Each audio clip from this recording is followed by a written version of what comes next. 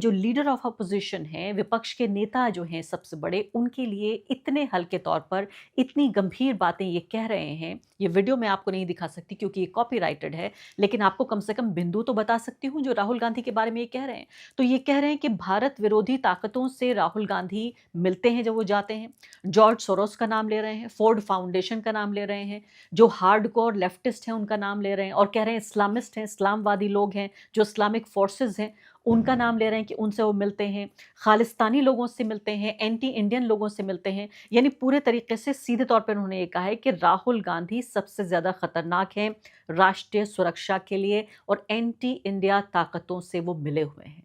कितनी हैरानी की ये बात है कि नरेंद्र मोदी सरकार के 12 साल लगभग पूरे होने जा रहे हैं और इस तरह से डिमोनाइज़ किया जा रहा है उस व्यक्ति को जिसने भारत जोड़ो यात्रा यानी कि जो अलग-अलग समुदाय हैं उनको आपस में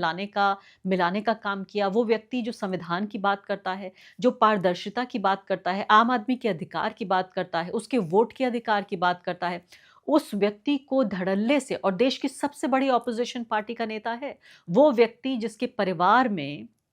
यानी उनके पिता प्रधानमंत्री रहे, उनकी दादी प्रधानमंत्री रहीं, उनके पिता भी प्रधानमंत्री रहे, इंडिया की फर्स्ट फैमिली कहलाई जाती है, उस व्यक्ति के लिए किस तरह से बीजेपी के ये नेता, बीजेपी के सांसद सीधे तौर पे ये कह रहे हैं कि राहुल गांधी जो हैं वो राष्ट्रीय सुरक्षा के लिए खतरा हैं। यानी अब किसी लेफ्टिस्ट लोगों की बात नहीं हो रही है, इस्लामिस्ट लोगों की बात नहीं हो रही है, किसी छोटे-मोटे लोगों की बात नहीं हो रही है। देश की ऑपोजिशन का सबसे बड़ा नेता, उसके बारे में ये बात कही जा रही है। कांग्रेस पार्टी ज़ाहिर है इस बात को पूरे तरीके से उठा रही है, वो ये कह रहे हैं कांग्रेस पार्टी कह रही है, पवन खेड़ा का ये ट्वीट देखिए, वो ये कह रहे हैं कि बीजेपी ने इस तरह का एक वातावरण बनाया है, बीजेपी ने ऐसा इकोसिस्टम बनाया है संघ परिवार के साथ मिलकर जिससे इस तरह की धमकियाँ अब देने लगे हैं लोग। वो ये कह रहे हैं कि राहुल गांधी को ये पार्लियामेंट में बोलने नहीं देते। इसके अलावा वो लीडर ऑफ ऑपोजिशन की जो एक इज़्ज़त होनी चाहिए, उसका जो दर्जा होना चाहिए, उसकी परवाह भी नहीं करते। संघ परिवार का सिस्टम जो है,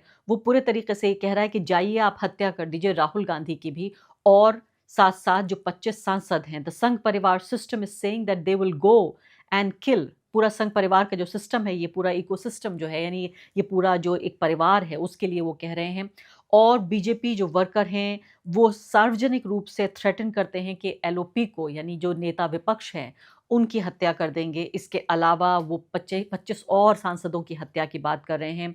और इसके अलावा आपको ये भी आपने ध्यान दिया कि ये जो वीडियो था करणी सेना के इस व्यक्ति का, ये इसके पीछे बिरला जी की तस्वीर लगी हुई है और वो कह रहा है कि हमें इस बात की तकलीफ़ है या हमें इस बात से चोट पहुँची है कि बिरला जी के साथ ऐसा क्यों हो रहा है।